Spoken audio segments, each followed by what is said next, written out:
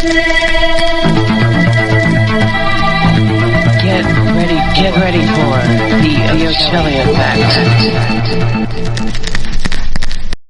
November 12, 2024, allegedly, according to that thing we call a calendar. This, the Ochelli effect, you hearing it live, if you're hearing me, about 10 minutes after 7 p.m. Eastern on a Tuesday, believe it or not. Now, this is an odd time for me to start, but I wanted to start early and talk to Larry Hancock this week. Why? We're 10 days away from JFK Lancer 2024, which will be held on November 22nd through the 24th of 2024, and I'm slated to be the live MC there. So there you go. I should be on my way to Dallas in, less than 10 days from now, because if I'm not on my way from Georgia to Texas in 10 days, if I'm not on my way before the 22nd, we got problems, because I can't get there by bullet train, okay? And I'm not going by airplane. Anyway, but that Friday, we'll kick off the conference. Virtual tickets available as well as in person. Go to assassinationconference.com. That is where you can go and use the code Ochelli10, by the way, to get 10% off.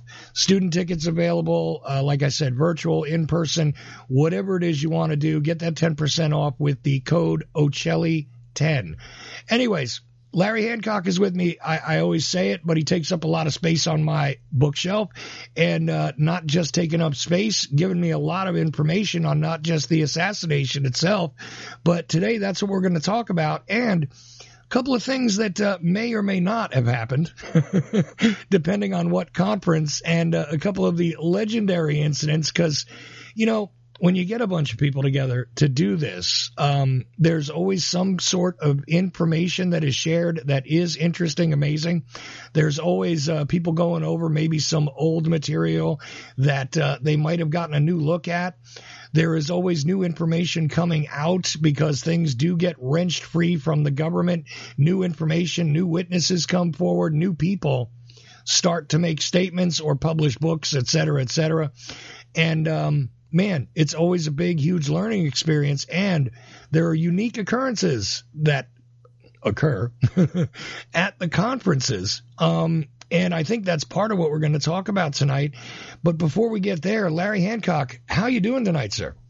Oh, I'm doing fine, Chuck. And I certainly wish I was going to the conference this year. Age and health don't permit that, but I did attend the conference in person for over 20 years. And was a host and moderator for at least a full decade. So a lot of personal experience, and I can absolutely confirm what you said. There are personal experiences that you would get there that you could never replicate any other way. Whether it's in the conference room, the hallway, the bar, out on the street in the plaza, at a certain Italian restaurant that Jack Ruby used to frequent, just to get the sense of the place at the conference and also in the plaza. No, I will say, if you haven't been in the plaza, you really aren't prepared to talk about the shooting in Dallas. It just, you don't have a contextual feeling for the space, in any event. So part of it is the conference, part of it is just being physical in Dallas. And I miss that, but 22, 23 years was a pretty good run. Look, fair enough, but and you do not get a sense of things. I mean, how close together stuff is, like the building that Oswald was killed in, essentially, like it is right there, only a half a block away from where Kennedy was killed, regardless of who you talk to. The curious tight space there. The ramp that nobody can recall seeing Jack Ruby go down. Sure, you can see all that stuff in the plaza, a very small area. I remarked even from the railroad bridge, that's another thing. You go up on the bridge, you got a bird's eye view of the entire area. That's always curious to take that in for yourself. And especially if you've been watching these things like on TV and on documentaries for years and years, you don't really even have a sense of things, no matter how many different ways the camera's gone after it, no matter how the camera's gone into the school book depository and shown you pictures through the windows, whether it was in the 60s or later on in the 80s before they put in the sixth floor museum, which that thing is there now. A lot of stuff has gone on in the plaza. And the entire history of this, it stems from there. And you're not far from the hospital. You're not far from where we saw the press conferences with Jesse Curry and everything else occurring. Jack Ruby lurking through the hallways of the, what do they call that? The public safety building, right? Which is where the police all are and where they dragged Lee Harvey Oswald through when he's saying, hey, I'm just a patsy and all that. Kind of all of this stuff in a very small space, right? Part of it is physical. I mean, there's no way that you could appreciate the angle of descent going down Elm Street without seeing it live and in person. And if you're a shooter, I don't want to hear anybody talking about how easy it was not a shot until you fully appreciate that angle of descent and what it takes to hold your target. Not on a level target, but on something that's changing angles quickly over a period of time. If you haven't seen that, you're not ready to talk. If you haven't stood in the positions of the various witnesses whose stories you read about and look around and go, oh, they said they heard the shot from, behind them? Behind them is not towards the school book depository. The Newman said, it came over my shoulder. No, that's not the school book depository. One of the things, if you go there, you need to take your list of witnesses that you've read their testimony and you think a certain way about. Stand there. See if you read their descriptions to yourself and see if it makes any sense with the official story. Right. Go stand where Brennan was standing and, what do I see when I really look up at those upper floors? And, that's a very important part of the experience. But the other part of the experience is emotional as well. When you go there and you think, well, Jack Ruby was kept in a cell overlooking that plaza for months. Right. What was going on in his mind? What's the emotional context? You go over, so part of it's seeing what you can see personally. You go over by the tower, the railroad tower, see what you can see from there. You go look down the fence line and see what Ed Hoffman could or cannot see.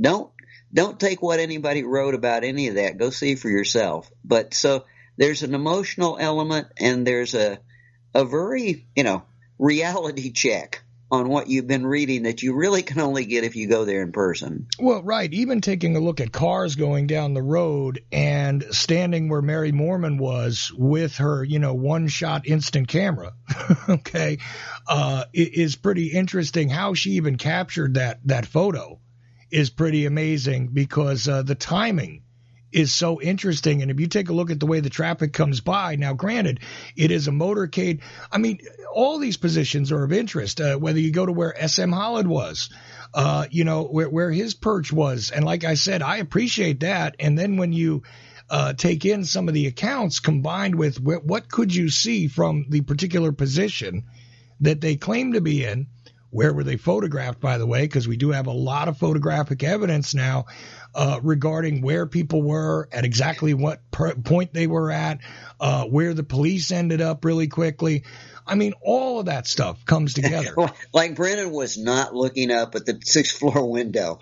No, we have photographs that show what he was doing. No, wasn't even facing the right direction. And that's why I refer to this as a sanity test. Plus, I love how he can look up 6 floors. Now, this is always my favorite point. And again, I'm not a guy who maybe some people go, well, how would you know, Chuck, your vision's bad? Well, here's the thing. When you're working with very little vision, you pay a lot of attention to certain things and you try to make notes of details because you've got less information to work with. Well, here's my question. How is it you're going to tell somebody's height? From that's the weirdest thing is he gives a height for Oswald supposedly, right? Yep. When he's looking up 6 floors at least, right? 6 floors, depending on elevation, though, it might be more like 7 floors. Okay. But either way, you're looking up at that through a window, which was probably not perfectly clean. But even if it was perfectly clean, you're looking up through a window, Go ahead. And a window which is 2 feet lower than most windows are. The Right. windows on that floor are much lower at the bottom than a normal window. Yeah, not like a So standard if you window. just estimated it, well, okay, the window's normally the X feet up from the floor. That's not the way it is in the school book depository. Right. So, a window that's lower, okay, with a lot of boxes which should have been able to be visually seen through the window regardless of how they were arranged. That's another issue. But, and you could pick out really quickly how tall somebody was, the tone of their skin, the color of their hair. I got to call a little BS on that. But anyway. I led walking tours there for years and years and years, and we'd spend probably an hour and a half walking the plaza, going to different locations, and our ending usually was, okay, now there's a fellow that's claimed that he was 3 blocks away, and he saw a person in the window, and here's the detail he gave. Now, we're going to walk down there, and I want any of you to tell me if you think you can see that detail of people in a window. This is, I'm not going to tell you pro or con, but let's test this stuff out. So there's a big argument for testing things out in Dealey Plaza. Oh, yeah, definitely. I mean, and you could do all that. Plus, you could go stand on the same pedestal, or, what do they call that? I guess it's a pedestal, right? Where Zapruder stood. Oh, it's Zapruder, yeah. Right. And take a look at him trying to film it, and pull out your phone if you want. I mean, it's not nearly as bulky as the Bell and Howell camera, but just take out your phone and sort of film the cars going by, because, it's still a working street, and try and imagine that for a moment.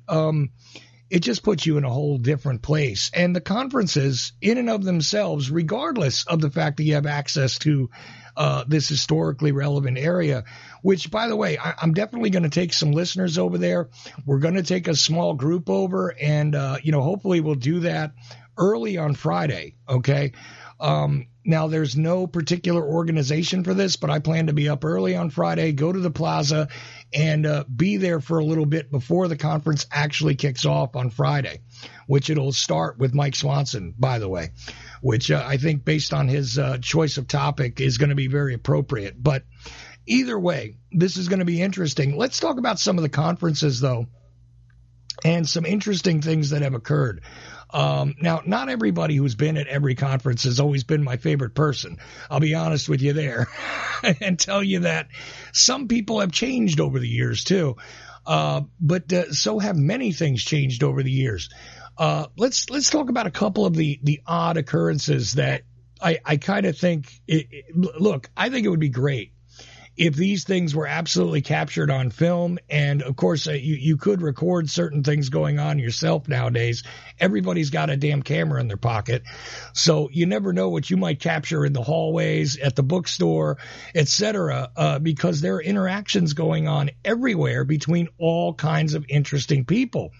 And let's talk about some of the people that maybe are no longer with us, for starters. David Lifton was an interesting guy.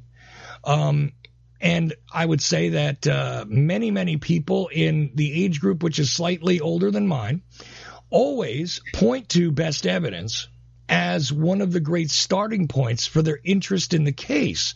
Now, regardless of what you think about, the hoaxing of the body, alteration afterwards, what happened with the caskets, et cetera, regardless of what you think about all of that, it did indeed spark a great deal of interest. We even got that fascinating program from Nova on PBS regarding the JFK assassination.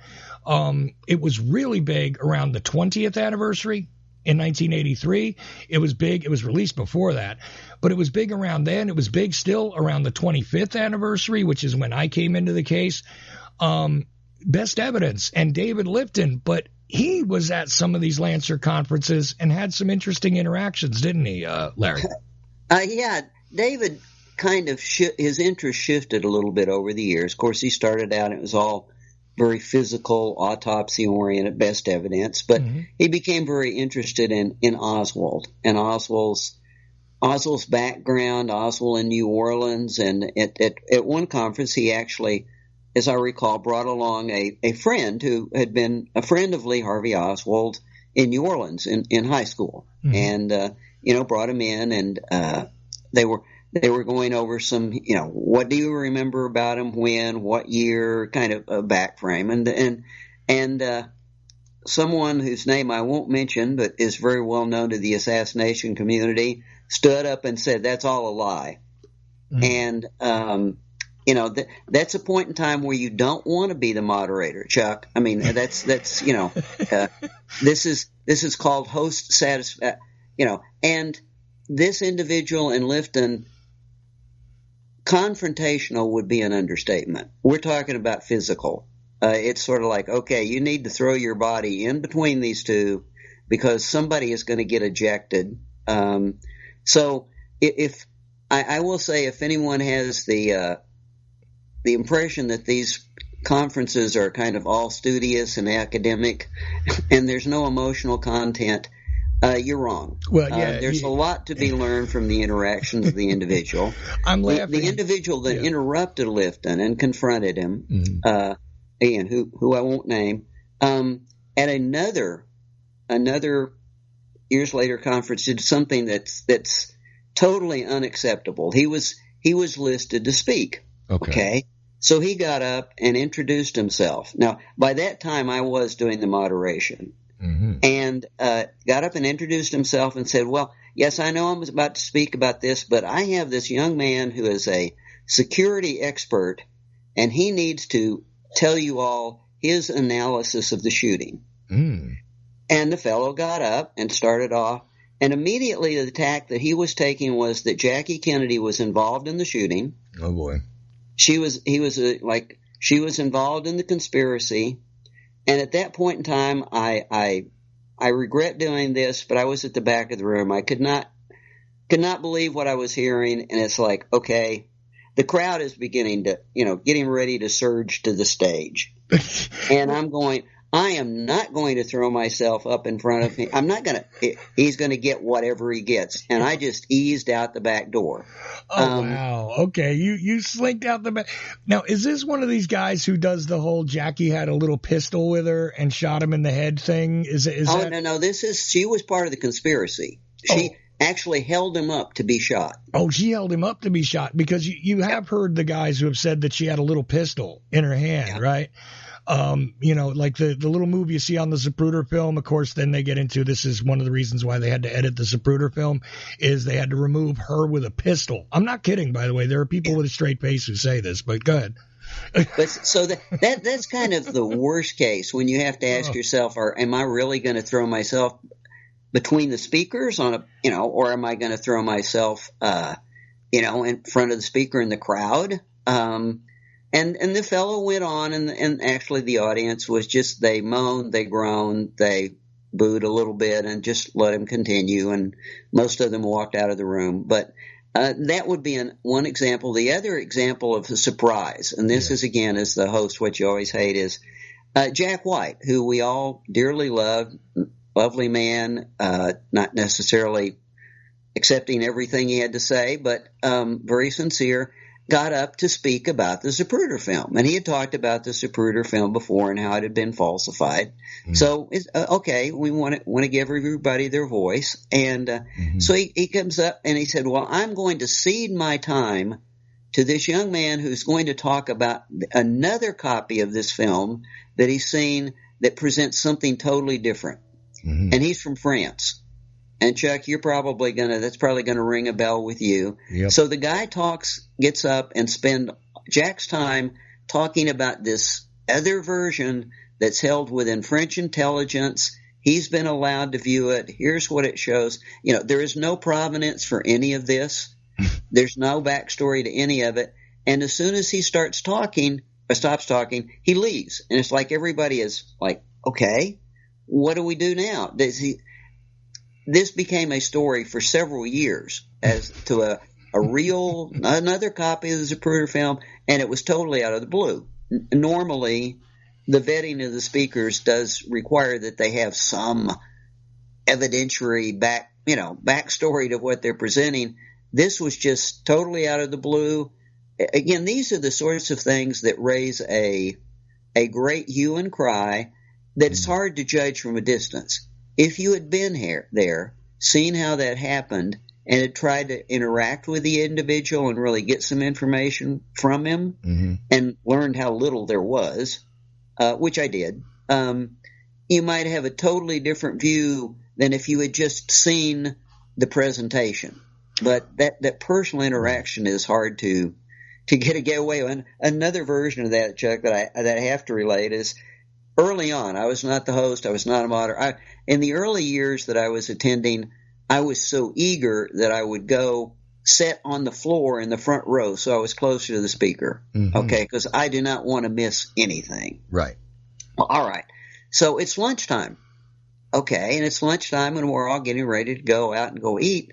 And I don't know if it was Deborah herself or someone else came up and said, well, this gentleman has asked, he's got something really important to present. He's not on the schedule. We don't want you to miss this if you want to hear it.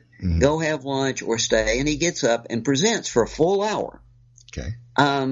And of course, I'm going to stay for this because I'm at that level of eager. I'm not leaving the room for anything at this point in time. Right. And for those of you who are familiar with it, he presents the story that later appeared in the book called Flight Out of Dallas, about an airman who supposedly was on an aircraft that flew into Dallas, picked up a couple of guys in street cleaners' uniforms, landed on the bank of the river right there downtown, multi-engine aircraft, and picked up Lee Harvey Oswald look-alike and flew away. And, this is a fascinating story because he's given all this detail, and I'm taking like 20 pages of notes. And I look up from my notes, and he's gone. It's like, this is a guy you want to talk to. And I look around, turn my head, and he's literally running out the back door of the room. And so I ran after him.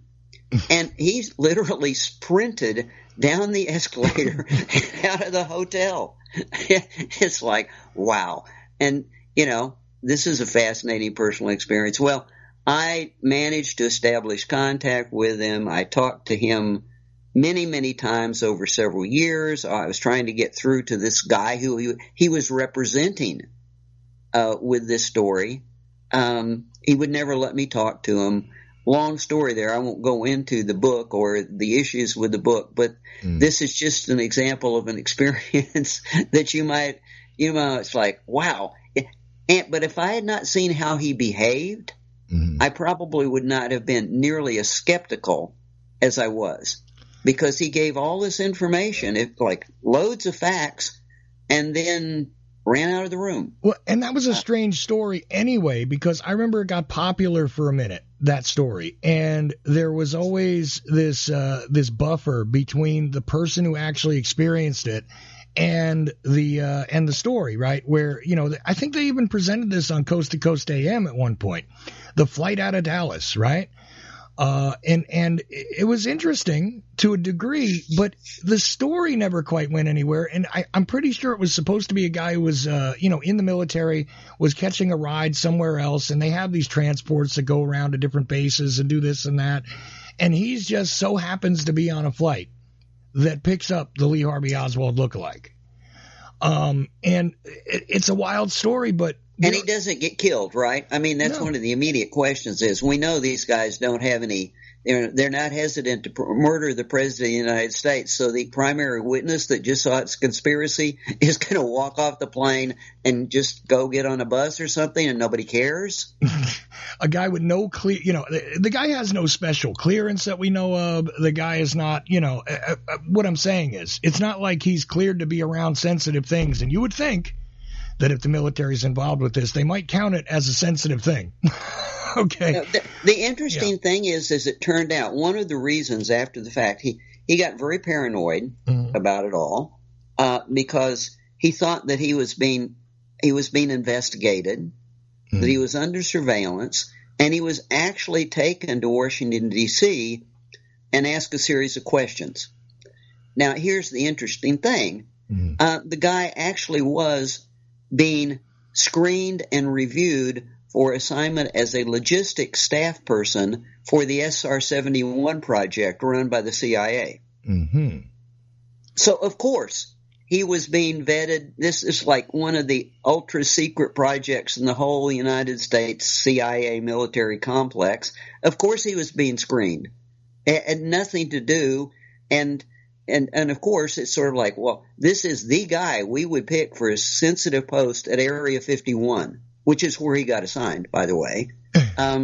But he never could make the connection that the reason he was being, screened was because of the program that he was being vetted for, rather than, they're watching me because I know what happened in Dallas. And you and I have discussed this on the show before, where they go in depth and start to investigate people's lives in order to, give them a job or to involve them in a program. I mean, I talked to you about applying for a job for the NSA and how they start checking into your background. They want to talk to anybody who's related to you, people who've known you, et cetera, et cetera. And they will go around and interview and check your facts to make sure, that you actually attended the schools you say you did, et cetera, et cetera. So, I mean, it is interesting. And whether or not you talk to people. Yeah. How much you talk. He was going into a job that was not, he just wasn't getting a security clearance. He was getting assigned to a compartmentalized project. And the biggest classification for that SR-71 project was you don't talk to anybody about anything. And, of course, they're going to monitor you to see if you talk to anybody about anything. Well, there's the other thing. No matter how much people think they know you, right, they're going to check into your activities. What's the best way to do that? Surveillance, just to see what you're currently doing. They're checking on your past with these other people, maybe, see what kind of person you were. And like I said, your previous behaviors might indicate your future actions, et cetera. So, I mean, look. These are just things that happen at the conference. Yeah. They come, they go, but it kind of explains why the conference in person, nobody would have seen that if they had not been at the conference in person and kind of hanging around for a couple of minutes rather than heading right for the, lunch or whatever. It's spontaneous. And spontaneous things do happen at the conference. See, and I now know why you were laughing in 2017 when, because I was there and that was the first time I ever went to, Lancer. And I was there and Carmine is giving his presentation the way he does. And at the end, all of a sudden, somebody wanted to jump up and advocate for somebody who definitely would not have been invited to the Lancer conference, okay? And wanted to basically push back against a huge part of what Carmine just presented because a particular witness needs to be acknowledged. And it started to get nasty real quick. And it was, I thought there was going to be a problem. To be honest with you. And other people got a bit bent out of shape about it. And it actually changed my presentation for the next day. Even though previously I was slated to present right after Carmine, I was then changed to the next day. And I pulled out a piece of what it was I was going to present because people got all nervous about we might have a problem. And then I discovered, and this is something, again, I had no idea this kind of thing was going to happen. I discovered that, from another conference came other people who sort of snuck into the Lancer conference. Yep. Yes, indeed. And these kind of interactions, my understanding is, I thought it was a rare thing that happened there. Apparently, these sorts of things do happen on occasion where people intentionally come in to cause problems, disrupt things, spy on the Lancer conference even. People on a mission. Yeah, right, yes. I literally had one of them walk up to me in 2017, which was funny, and shake my hand and say, "Oh, I'm a fan of yours." Oh, okay, so I stop. I talk to you know me. I'll talk to anybody, right? Especially if they approach me friendly. I'm good like that. So she starts talking to me and I look down at her name tag, because we all got these Lancer name tags. If you were a presenter, if you were part of the conference, and I think even the people that were attending were given these, printed name tags. So I looked down. For the reason you just discussed. Yeah. Well, the funny thing is I looked down, I realized she has a name tag. Yes, indeed. But it's not a Lancer name tag. And I'm like, you wore the tag from the other conference into here. Nobody stopped you. And you're at, what do you do? Well, I was over at the other conference. I wanted to come and check out what's going on here. I went, okay. And I didn't know what to say. The next thing I knew is the little group of people she was with left. And I'm like, okay, we got people popping in from the other conference to check on what it is we're doing. Very strange. See how fun this is. Again, you just don't get this experience. But of course, there are kind of sensational experiences that are a little, I won't call them lighthearted. I'm one of the most fun for me was one of the years in which I had first started doing some full scale presentations, hour-long presentations, whatever. Mm-hmm. I was at the just beginning my presentation. I had issued the words that said, I am going to talk about real names and real people, and I'm going to show you pictures. And at that point, the fire alarm went off. And we emptied the whole building, and somebody looked at me and said, maybe you shouldn't do that. I'm going, no, I'm still going to do it. But, and I think the year earlier, on her way down to open the conference, Deborah had been on an elevator that had dropped 4 floors. Right. And it's like, those are the things. We're good now. None of this really means anything. It doesn't. It's just part of the overall experience. But of course, it doesn't. Just telling anecdotal stories. It's not nearly as bad as when Deborah and I showed up in Dallas at one of the other hotels, not the hotel we're using this year. Walked in and they said, "Well, the hotel's changed hands and there's no more restaurant." No more restaurant. And it's like, okay, this is a problem, So there are those fun things behind the scenes that she got into it, arranged for anyway, but that the attendees never see. But the conference experience is unique. There's no doubt about that. Well, that's not the only fire alarm incident that ever occurred. I remember. Now, look, I did a late night interview in last year when we were there. I did Coast to Coast AM. And it was funny because I called, they tested my phone line and everything beforehand so I could, okay, how's this going to sound? Is he going to be okay on air? Yes, indeed, because you got to check with a cell phone especially. And I didn't have many choices, because I'm in a hotel. I'm not at home. I can't plug into anything really all that sophisticated. So, I had to rely on a cell phone. Anyway, they're testing it and it's fine. They call me back to put me on air. 2 minutes before I'm supposed to go on air. And now there's interference. And we couldn't clear up this interference. I thought I was not going to be able to go live on the radio show. And you know what I thought of when this started happening? And I ended up having to move to a different part of the room and find a place where I could make it, nice and quiet and everything else. And we got through it and I got through the interview. Now, that was being done on a night after we had already held part of the conference. So, it wasn't really for promotion of come down and see the conference ahead of time, but it was this is happening now. Another time when somebody was doing a similar thing on a nighttime radio show, the alarm went off during the fire alarm, went off instantaneously during their interview as well. Are you privy to that story? Because that was weird.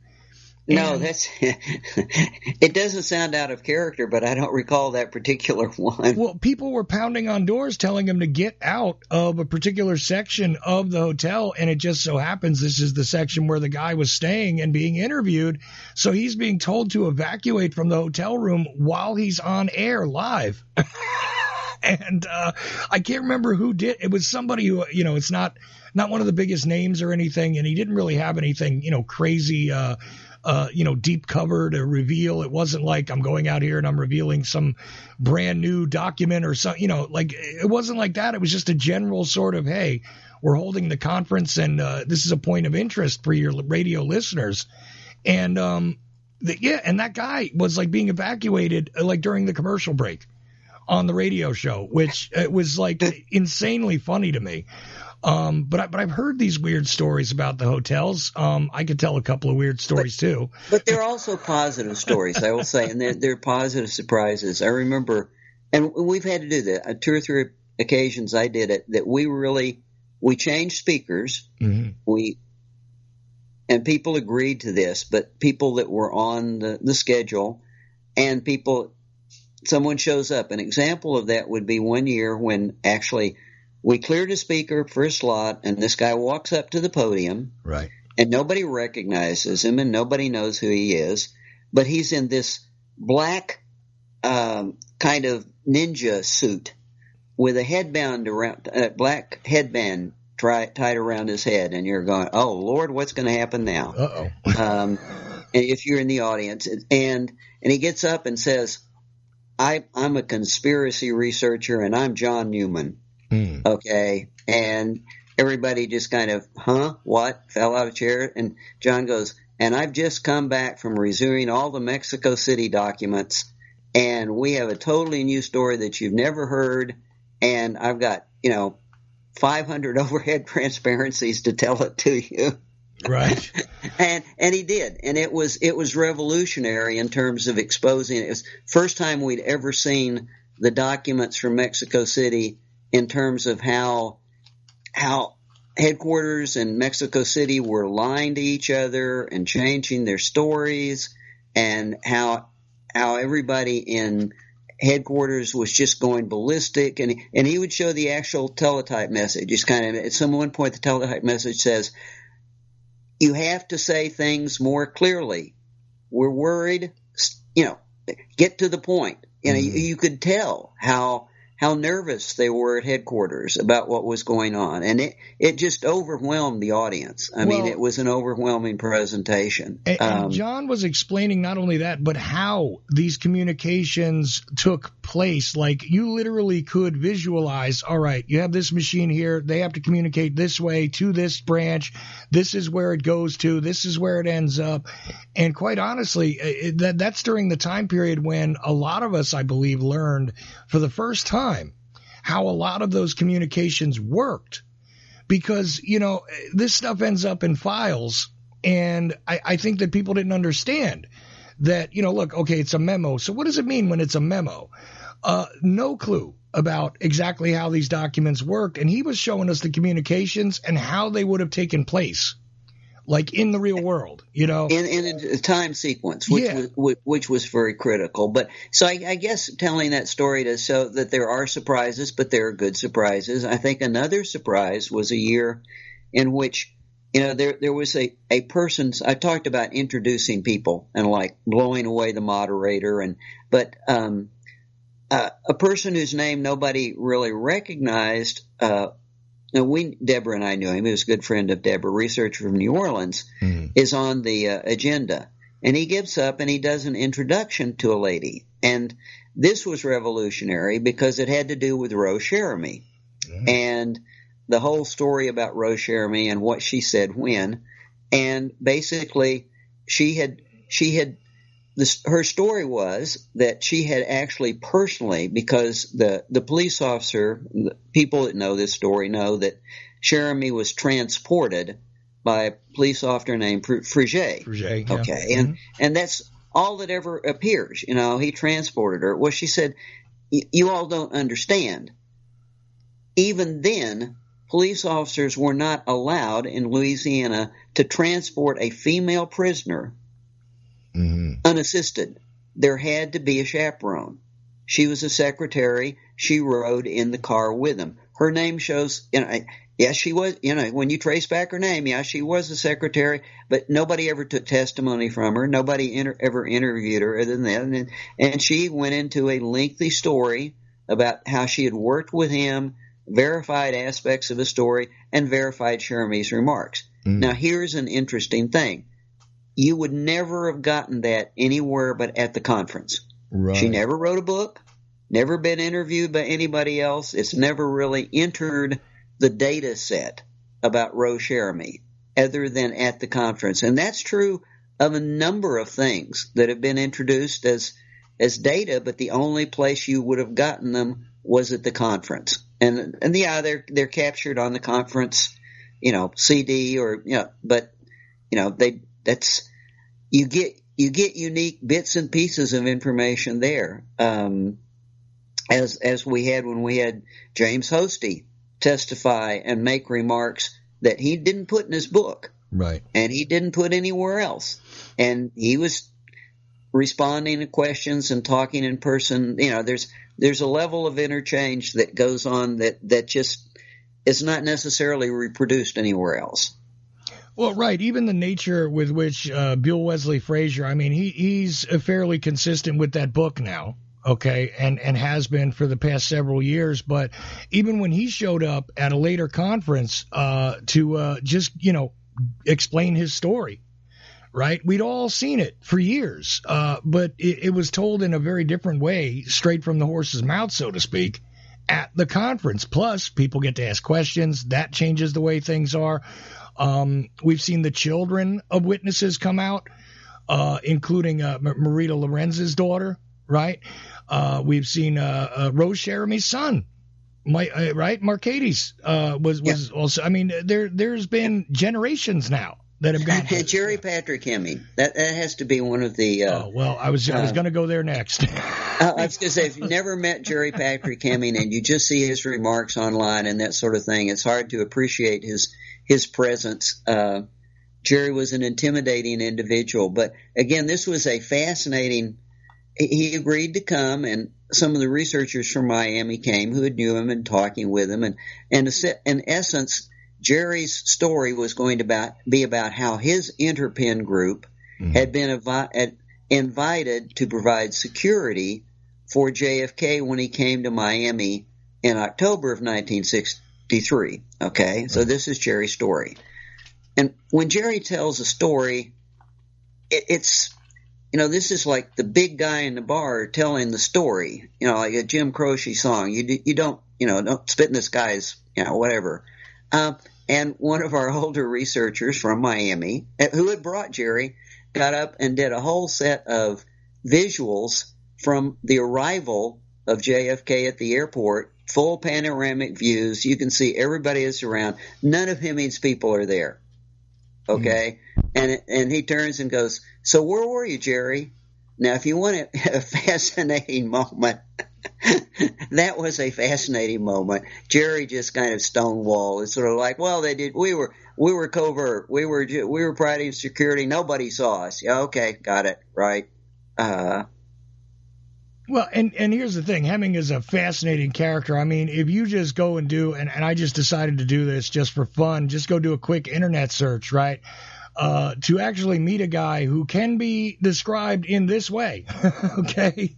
The leader of a group of anti-communist soldiers of fortune who trained anti-Castro Cubans in the early 1960s. There is that descriptor alone is enough, right?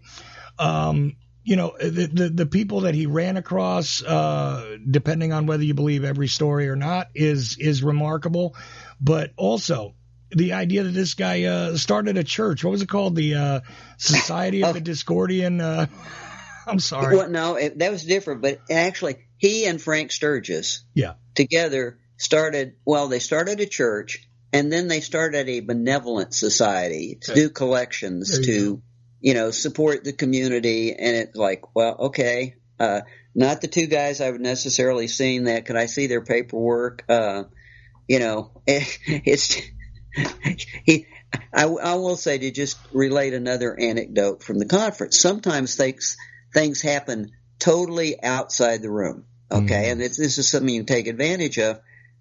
Jerry's brother came to one of the conferences. This is after Jerry had passed away, actually. So, okay. Sometime after 2008 then, because I think he died in 2008. Yeah. Now, it's probably 12 or 14, something like that. Okay. And he wasn't speaking. He just wanted to be there, and he wanted to listen to people. And so I didn't know he was coming. I had not met him. I'd talked to Noel Twyman a lot because Jerry's brother and Roy Hargraves had done extended interviews with Twyman. But so I approached him in the hall. I said, well, here's who I am, and here's how I know Jerry, and I know you visited with Noel. And by the way, you do know that we put your interview transcript into my first book.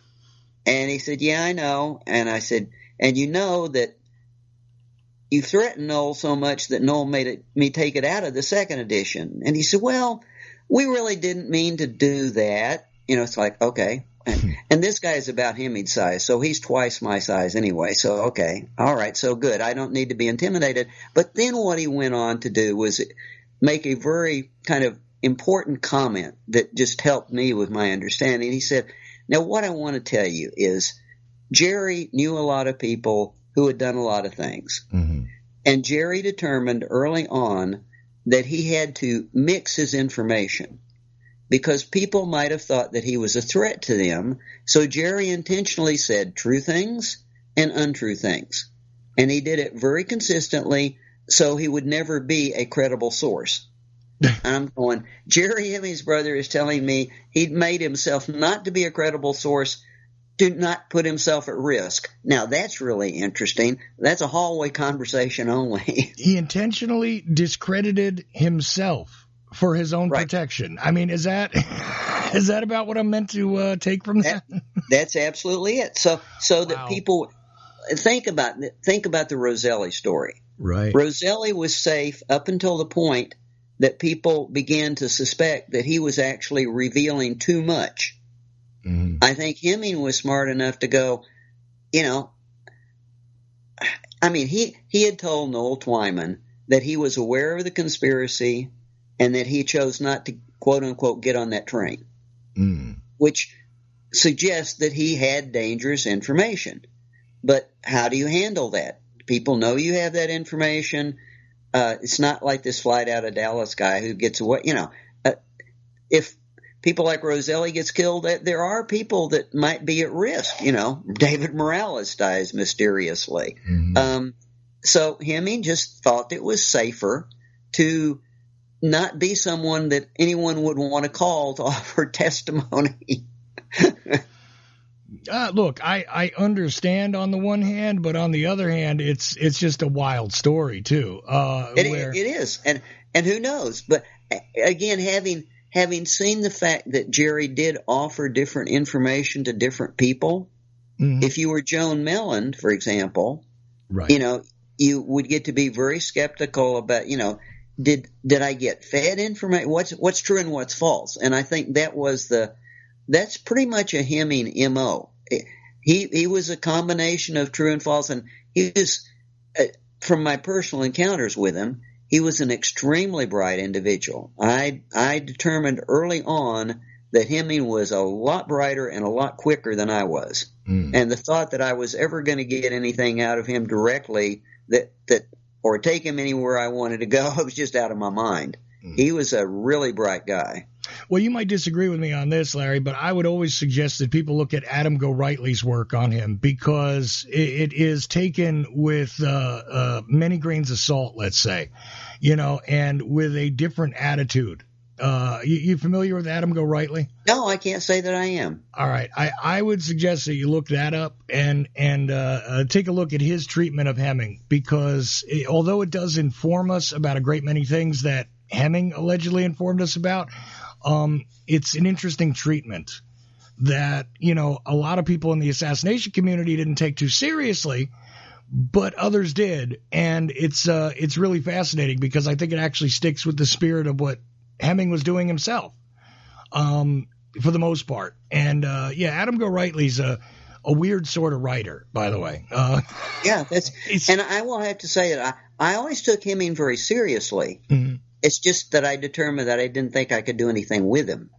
That's the trouble. And here we go again. There's a lot of information that gets shared. And I got to say that sometimes, during these conferences, there's information there that, some of those super anxious people in the front row get a little bit like, oh, come on, I already know this. Move on. Give me something new. And I've observed that, every time that I've been at a conference where there's like, come on, news, something new, and it's really interesting to observe the different levels and some of those hallway conversations that take place or the conversations or meetings of interesting individuals that take place, say, in the book room, I ran into a guy in that book room who was the strangest individual of anybody I've run into in a conference. I'm not going to name him, but he's a name you'd know, Larry. And he was an awkward guy, just a very awkward sort of guy who has written on this topic, who has co-authored things with other people. Now you might know who it is based on that, but just a very strange in-person meeting this guy was. And some people like John Newman, John Newman, you're talking about him showing up almost dressed as a ninja the one time. But another time, even in 2017, he showed up with some Asian looking garb on. But people were used to John by then, it was a little different by then, right?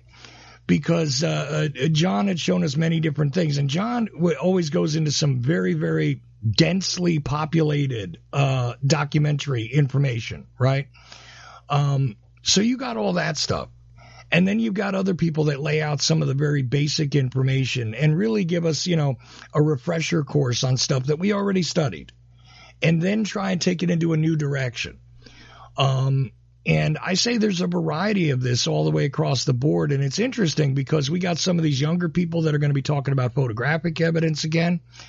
You mentioned Jack White, and Jack White, just to be fair, was one of these guys who, for years was one of the most prominent people talking about the backyard photographs, the Zapruder film, of course. He was talking about, different things that were evident in the evidence, let's say, that the public could observe one way or another. I'm not saying that I agreed with everything Jack White had to say, for sure. I don't know anybody who actually does agree with everything Jack White had to say, because Jack White was a unique individual. But I don't know if you remember, there was even the videotape for a little while that was almost like dressed up as a news video. Yes. That went around, Lee Harvey Oswald's backyard photos have been faked. Worldwide news exposed. It was kind of, silly looking when you take a look at it today. But, that went on, and the collaborations that went on, some people that you didn't name during this discussion, that caused other collaborations and interactions to occur. That's another thing that happens. People get together and decide they're going to work together or share information or maybe assist somebody else with their work. You could be present for these things, or you might have a piece of information, you personally listening, not you, Larry, that you want to share or that you want to check up on. Like I said on the recent show with Robert Groden, it's interesting enough that you've got Robert Groden there because Bob was involved with the HSCA. Everybody who's ever delved into the case in the past half century knows about the men who killed Kennedy. He was a prominent figure in that documentary series, regardless of what you think of the information in it. Bob has been part of a lot of stuff. He was part of that whole let's tell the story about what the Russians were doing, right? During that time, the Russian investigation. You remember there was a TV special on that. Bob assisted with the JFK movie. If you just take a look at the different points at which Bob Groden has been involved with the case, the media regarding the case, everything from showing the Zapruder film on Geraldo's TV show to literally getting a cameo in the movie JFK. Bob Groden has been involved in these things. That guy's going to be there. Also having worked as part of the some of it is spontaneous, too. Last year, you remember, Chuck, we had basically we managed to, during a presentation, the speaker said, look, this person has chosen to attend the conference. She's here now. We weren't sure if he was coming. And we managed to get her on stage and addressing. And Gail Nix Jackson just added a tremendous amount of detail to the presentation. But that was not planned. She just decided to come at the fairly last minute. We managed to get her up on the stage. And sometimes you don't know exactly what is going to happen at the conference until it happens. Oh, yeah. Well, I'll tell people that story because I was involved in that.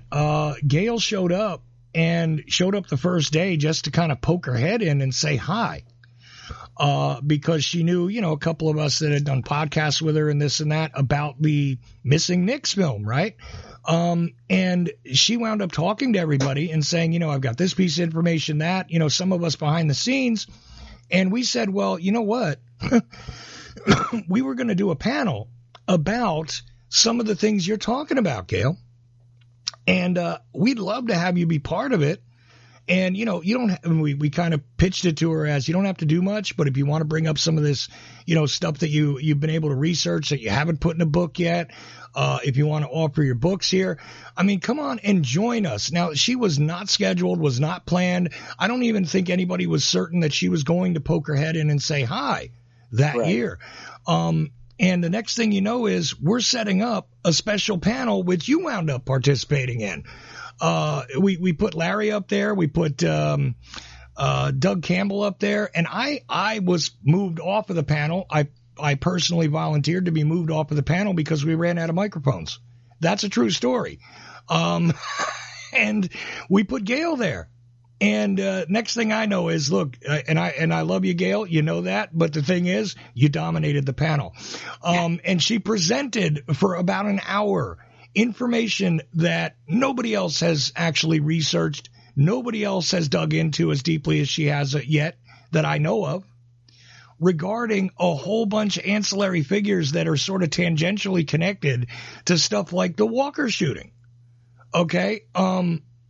Or the Walker attempted shooting, I should say. And her presentation and made me take a look at her book, which I had not looked at before, and had a significant impact on the book I have coming out in January. Well, you know, none of that was planned. I knew Gail from the Nix film. Right. I did not know Gail from the Walker shooting. You know.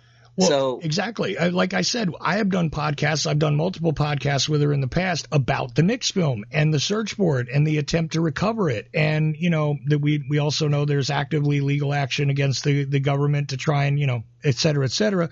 But she's saying at that point in time, even when she showed up, I can't comment about that right now because my lawyers have told me I cannot. But you know what else I've been doing? And she started sharing all this stuff. And it was just amazing. And meanwhile, it wound up having an impact on what and there you go. Completely unplanned, unscripted. It wasn't a huge controversy, no fistfights or near fistfights, but definitely something that just sort of happened organically at the conference, Larry, right? Absolutely. And that's a good word to capture it. And that's why, you know, certainly remote attending, watching the presentations is great, but that you can't totally replace that by essentially organically participating in the conference in person and meeting these people and talking to people whose books you might have read, or it's just kind of an existential experience. Right. So and one other if you thing, can, I certainly recommend both the conference in person and certainly being in Dallas in person to experience Dealey Plaza. Oh, absolutely true. And not only that, but, you know, like I had Joe Borelli on here. And, of course, we nicknamed him Scooter Joe because of a little accident he had. But, I mean, stuff like that you couldn't be present for and you wouldn't get on the virtual attendance. But other things, including, you know, I show up on Thursday night, right, to check into the hotel last year. And suddenly I was being told, well, you wanted to go over to Campese's while you're here in Dallas. And what is Campese's but the restaurant you mentioned earlier, Larry, which is a place where Jack Ruby used to eat, happens to have been owned by the same family that, yes, indeed, the Campese brothers, who were known mob figures in Dallas in 1963. You know, one of them having visited Jack Ruby after he was arrested for shooting Oswald, etc. You know, is still owned by the same family, that restaurant. And in fact, the location that I went to is the original location that has a sign near a table that says, you know, this is the table that Jack Ruby ate at. The Jack Ruby booth. Yes, you don't want to miss that. Right. So you have that. But I show up there, and what is there but in the center of the restaurant, effectively a huge, long, grouped together bunch of tables from Dealey Plaza, UK, effectively, is all lined up, like 20 some odd people lined up in one massive group in the middle of the restaurant. Okay. And I show up afterwards with Gabby, and I think Bob Groden was at the end of the table with me. B. Pete was with me. a few other people, and we just kind of showed up there and, added ourselves in with the Dealey Plaza UK group, which are all people that came over from England, Ireland. We had Johnny Carnes, right, who presented last year at the conference, but a bunch of people who came from overseas who have taken, interest and hold these virtual conferences over there a couple of times a year, Larry, right? Didn't you just recently participate in one not too long ago, or was that last year? I did go to England one time to present a conference at Canterbury, and have presented at their annual conferences every year for well over a decade, I'm sure. Yeah, and sometimes it's virtual for you, right? Yeah. Yeah. But and they're constantly working on wholly different stuff from what you see over here. And it was just really great to see like 20 of them in a restaurant all together, having the same idea. Let's go eat at Campese's. Again, that's the kind of experience that, I'm sitting there with Bob. I'm sitting there with, all these people from overseas. And we're all at the same table. We can't even possibly have a full-on conversation around a table with 20 people, though. So there's several conversations going on, right, around the JFK center of the restaurant in Dallas, Texas.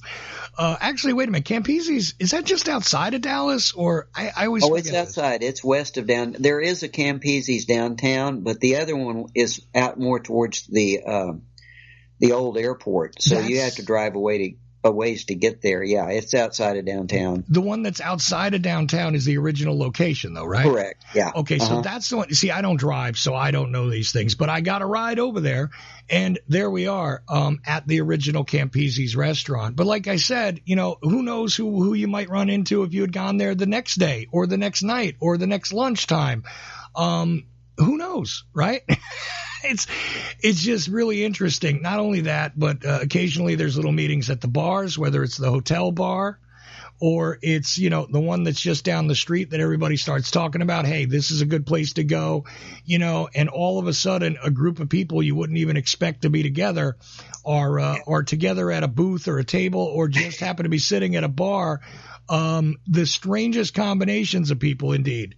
End up in places, and you'll sit down with names of the people that wrote the books, and the conference really does go on until midnight. It just happens to go on in the bar, right? A lot of times goes on in a bar or restaurant or something else, and like I said, Campese's kind of seemed to close early compared to some of the other stuff that was going on.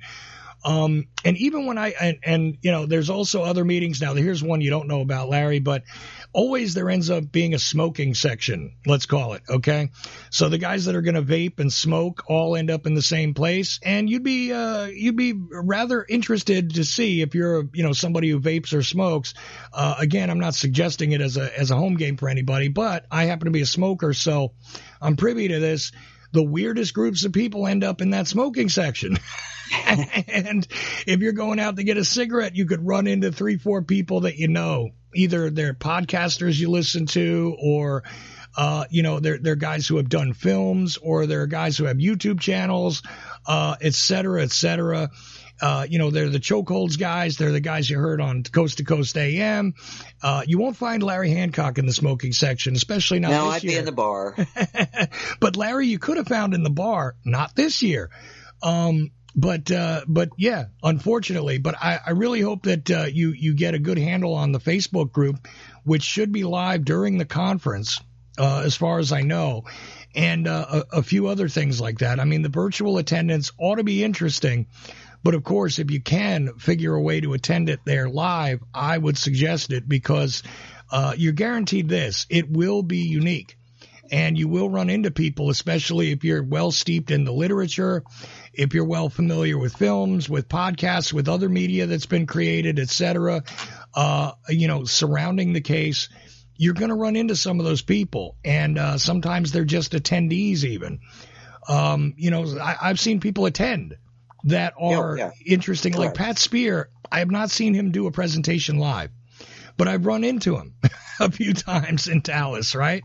Malcolm Blunt routinely, one of the gurus in the research, it routinely never presented. he would be hovering out in the hallway. We always accused him of like, oh, there's Malcolm behind a potted plant. And he would have documents in his jacket and, never. And this is one of the guys who knows more about the documentary record than anybody else. So, no, a lot of times there are people that don't present that you really need to get to know. No, absolutely true. And there have been various interesting things that have happened in the hallways regarding that, where you have somebody who's attending that's well known, but they're just not doing a presentation that particular year. And we have no way of knowing who may or may not show up there. I got to be honest with you. So, again, it's going to be a unique experience. And one way or another, whether you do it virtually or you go in person, but if you can make it to Dallas, Texas, November 22nd to the 24th, I would definitely suggest that you go there. It's at the downtown Marriott. And again, assassinationconference.com is the website to go to so you can register, get your tickets. If you use the code Ochelli10, you'll get 10% off, and it makes me look good. Okay, so the more people that go there and sign up, use Ochelli10 to get 10% off, the better I'll look. Okay. So help me out. But I definitely suggest that you attend the conference if you have a deep interest in this, a medium interest in this, or a novice interest in this even. There will definitely be something for you at the conference. And always, I've never, either watched a set of these videos or been part of one of these things, either virtually or in person, where I've not learned, a great deal of new information one way or another, and also gotten to hear some remarkable speeches. I'll tell you, Larry gave a remarkable speech regarding how people need to search things a certain way, and made some interesting statements that I think shook a couple people up last year about how you should responsibly examine things. And even stuff like that has been remarkable during these conferences. So I know we talked about that a lot. We talked a little bit about Dealey Plaza, which is something that guaranteed, no matter how many documentaries you've seen or how much film you've ever seen of it, if you haven't been there, you're missing a whole lot of information that, quite honestly, I can't even put into words regarding experiencing it versus just sort of knowing it. We often hear that people don't realize how small the area is. That's true. But there's a lot more to it than just the sheer size of the area and how tightly put together all these events were. If you think about the fact that the killing of Oswald, the killing of Kennedy, the jailing of Jack Ruby, all of these things, the Zapruder film itself, all of these things occur within like the same block. It's like it's really amazing when you take a look at the small area in which all these things occurred. And I wouldn't want to, it's not firm, but I will guarantee you that there is more and more talk. Dallas really wants to redo that plaza. Oh, man. So while I can say right at the moment that it looks 95% the way it did in 1963, Dallas will redo that plaza at some point in time. And you really won't recognize it when they do. Dallas is not happy with that plaza for many, many reasons. Right. But fortunately, the good news, it's still much like it was. You can still walk it, but we really don't know. They've tried several times, and one of these years they're going to make it. Well, yeah, and they've talked about really mutilating the area. Like you said, it is relatively like it was in 1963. It's not perfect, and it's been, look, they resurfaced some stuff. They had to replace a bunch of missing wood out of the fence because people were stealing wood, planks out of the fence. This is the 20th version of the fence. Yeah, I mean, look, there's a bunch, but it's still relatively like the crime scene was. Okay. But you know what? If they get their way, they're talking about, basically eliminating the street, eliminating, areas, putting in new pools and all kinds of stuff. I mean, they might truly destroy that historic site completely so that you'll only be able to experience it in photographs. And like you said, that is something that keeps coming up. And, I think eventually, one of these days. They have the plans drawn. It's just a matter of fact when they get the funding and actually doing it. They know exactly what they want to do. Yeah. And like you said, but there's been several versions of that. Let's just tear it down. Let's just, all kinds of stuff. Close the area to traffic. All kinds of things they might do, which would destroy the experience that is still available to you, and some things have been destroyed already and been mutilated a bit already. But like you said, it's still, you still have a relative experience to what was. But if they get their way, it'll not be recognizable, Larry. I mean, you agree with that, right? Oh, yeah. Yeah. It's just not pretty enough. Well, there you have it. So, look, I know I've gone over an hour with Larry Hancock, but I think I've given you guys a good reason to check out Lancer, to go, if you can go, the 22nd to the 24th of November this month. I mean, literally, we're talking, 12 days, right? Yeah, 10 days from now, 10 days from when I'm speaking to you. On the 22nd, it's going to sync up right with the anniversary of the dates that are relevant here. On the 22nd of November, on a Friday, this starts, and it'll go to the 24th, that Sunday, when Oswald was killed. As it happened, you could be there, 61 years later as opposed to 60 years later like it was last year. I will be there as the MC. Larry will be participating virtually, and there is a whole list of speakers and things that should be going on and are planned to go on, and who knows what might occur that is unplanned, as we just got done discussing here for the past hour plus. So, Larry, I want to thank you for doing this. Anything you want to drop on us on the way out the door? Because all I want people to remember is that you can follow Larry's work going to larry-hancock.com and keep track of it. I'm sure Larry will blog about this at some point and all that good stuff. Who knows? But, go over there. And, oh, by the way, I recommend all of Larry's books, and you can learn about those at larry-hancock.com.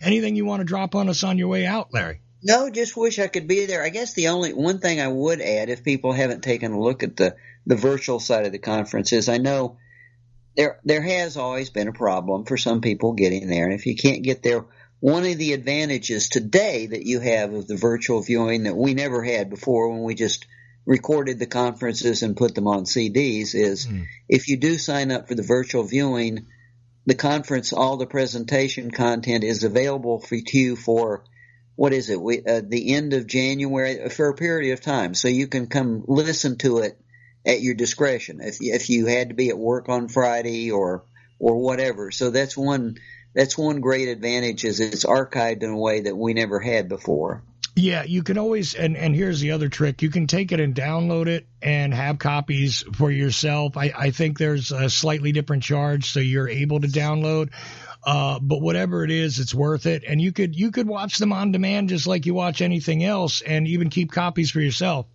if you get the virtual package, the right one. And again, you go to assassinationconference.com and you can sign up for it right there. And again, Ochelli 10 is your way to get 10% off. And that's my name and just the number 10, Ochelli 10, and there's your 10% off. But again, go to larry-hancock.com. I want to thank Larry for getting together with me early on a Tuesday here. And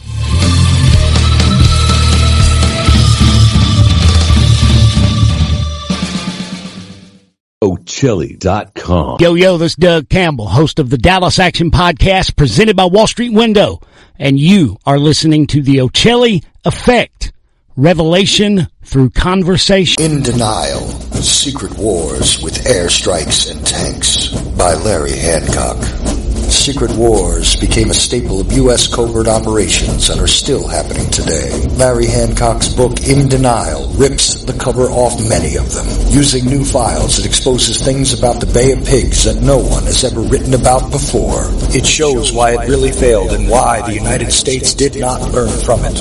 It also shows why other countries today are doing secret operations with more success. This is the book that puts what some want to deny into the light. In Denial, Secret Wars with Airstrikes and Tanks. Larry Hancock. For more information, go to larry-hancock.com. Pick up your copy of In Denial at amazon.com in digital or physical form.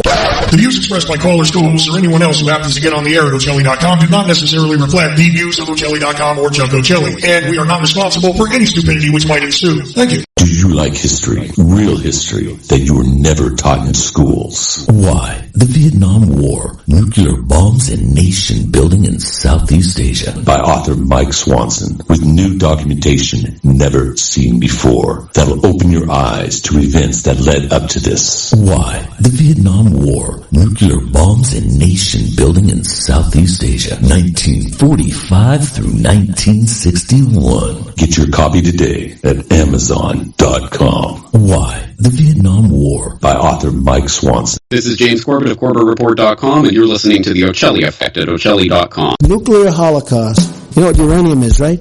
This thing called nuclear weapons and other things, like lots of, you know what uranium is, right? Bad things. Things are done with uranium, including some bad things. Nuclear holocaust. You know what uranium is, right? I've been briefed. Nuclear holocaust. Nuclear holocaust. You know what uranium is, right? This thing called nuclear weapons and other things, like lots of, you know what uranium is, right? Bad things. Things are done with uranium, including some bad things. Nuclear holocaust. Nuclear holocaust. Nuclear holocaust. Nuclear holocaust. Nuclear holocaust. The Ochelli.com radio network. Go ahead, caller. I'm interested in the truth about the JFK assassination. Right. Well, what do you want to know? Judy Baker's wild claim, Oswald girlfriend, she knew Ruby and Barry, cancer weapons. Really? I imagine I could claim I have 4 wheels. It doesn't make me a wagon, but okay. Oswald was on the kill team and trying to prevent the murder of John Kennedy. Come on now. Has a real expert on the JFK assassination looked into her claim? Go to Amazon.com, enter Judith Baker in her own words. You'll get results for a digital copy of a book where Walt Brown utilizes her own words and the known evidence in the case to get at, well, a different perspective, let's say. You can get Judith Barry Baker in her own words from the author himself, signed if you request it, by contacting Dr. Brown at KIASJFK@AOL.com. It's a fun book, and it actually dissects the many, many fantastic claims. Judith Barry Baker in her own words. Thank you for all the great information. The War State by Michael Swanson explains the great national transformation that took place and put the Kennedy presidency in the context of the times and reveals never-before published information about the Cuban Missile Crisis. President Kennedy would not have been assassinated if he had been president 200 years ago. His assassination took place in the context of the Cold War and the rise of the national security state. Before World War II, the United States was a continental republic. In the decade that followed, it became an imperial superpower. Generals such as Curtis LeMay not only wanted to invade Cuba, but knew that there were short-range missiles on the island armed with nuclear warheads that they could not destroy because they were on mobile launchers. Their invasion could have led to a third world war, and they wanted to go to war anyway. The War State by Michael Swanson reveals why and will show you what President Kennedy was up against. For more information, thewarstate.com. Revelation through conversation.